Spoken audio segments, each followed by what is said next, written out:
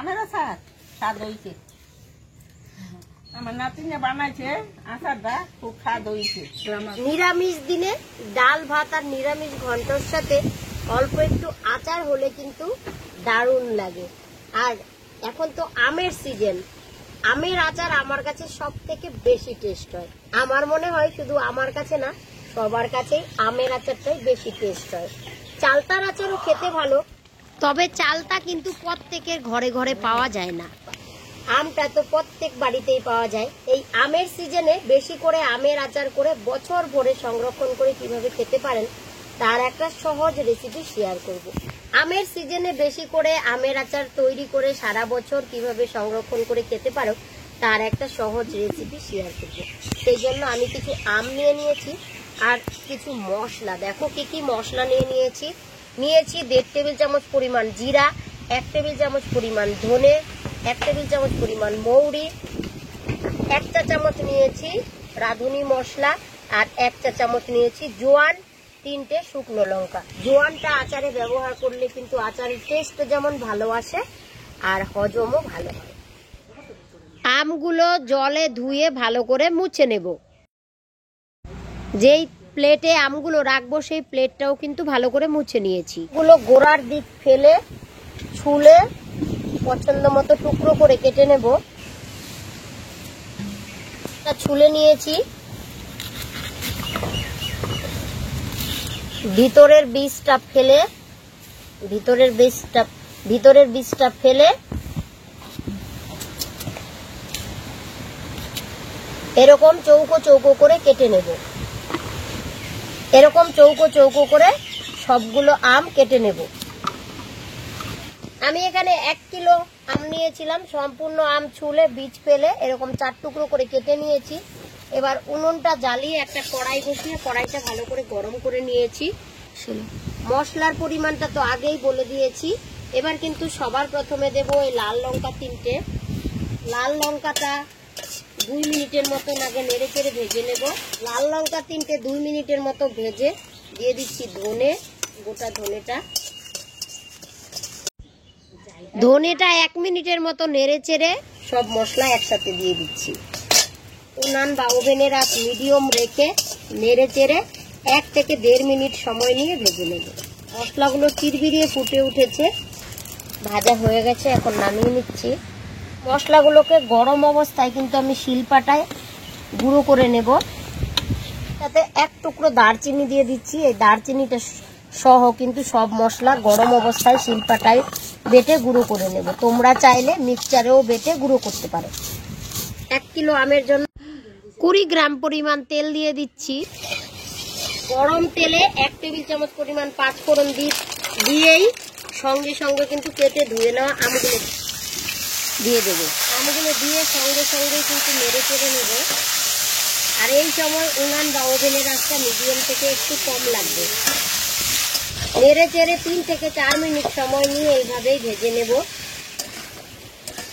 আমগুলো কিন্তু এইভাবে নেড়ে চেড়ে ভাজতে ভাজতে অর্ধেকটা পরিমাণ সেদ্ধ হয়ে গেছে। মোটামুটি 4 থেকে 5 মিনিট ভেজে নিয়েছি। এবার কিন্তু নামিয়ে নিচ্ছি। একটা সাইডে রেখে দিচ্ছি। আমি কিন্তু এখানে 1 কিলো আমের জন্য 600 গ্রাম গুড় নিয়ে নিয়েছি। এবার গুড়টা দিয়ে দিচ্ছি।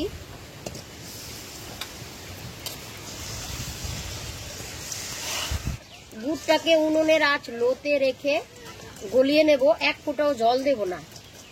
জল দেওয়া যাবে না, তাহলে কিন্তু আচারটা নষ্ট হয়ে যাবে। গুড়টা যতক্ষণ না গলে যায় ভালোভাবে।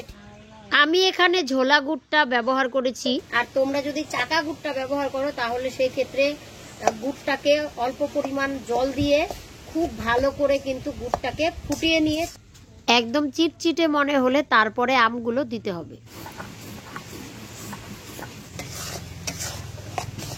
এইভাবে নেড়ে চেড়ে দিতে হবে যেন কড়াইয়ে লেগে না যায়। গুড়টা গলে গেলে আরো 2 থেকে 3 মিনিট সময় নিয়ে কিন্তু আমি নেড়ে চেড়ে কুক করে নিয়েছি। গুড়টা কিন্তু অনেকটাই চিটচিটে হয়ে গেছে। ঠিক এই পর্যায়ে আবার আমগুলো দিয়ে দিচ্ছি। আমগুলো দিয়ে নেড়ে চেড়ে আরো 4 থেকে 5 মিনিট সময় নিয়ে কুক করে নেব। যতক্ষণ না পর্যন্ত আমগুলো খুব ভালোভাবে সেদ্ধ হয়ে যায় ঠিক ততক্ষণ কিন্তু কুক করবো। তো কিন্তু আমার গুঁড়ো করা হয়ে গেছে, মশলাগুলো একটা বাটিতে তুলে নিচ্ছি।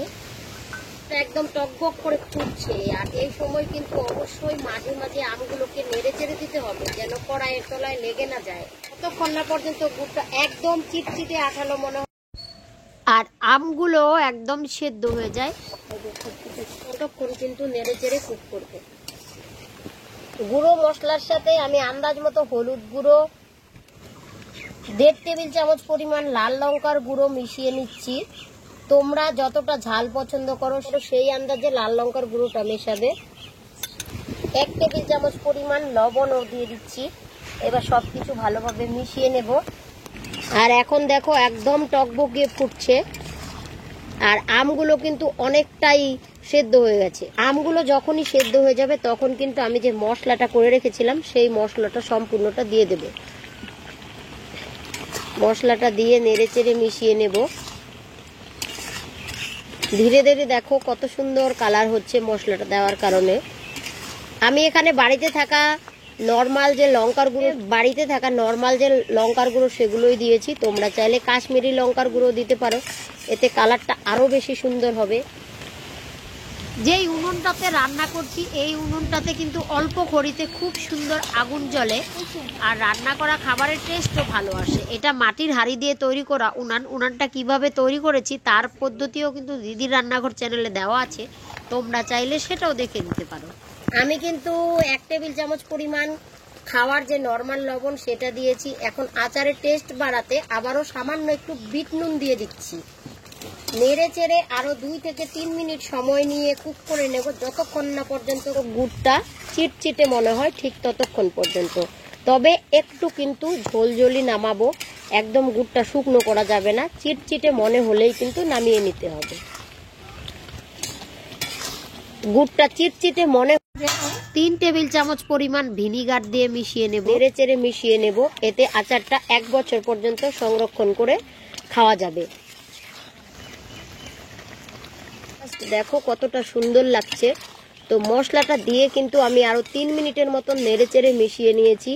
এই সময় গুড়টা একদম চিটচিটে আঠালো মনে হচ্ছে, আর অনেকটাই দেখো গ্রেভি আছে, গুড়টা একদম শুকিয়ে ফেলেনি। যেই বাটিটাতে আমি মশলা রেখেছিলাম সেই বাটিটাতেই কিন্তু হোয়াইট ভিনিগারটা ঢেলে নিয়েছি 1 টেবিল চামচ পরিমাণ। এখন কিন্তু সেটা দিয়ে দিচ্ছি।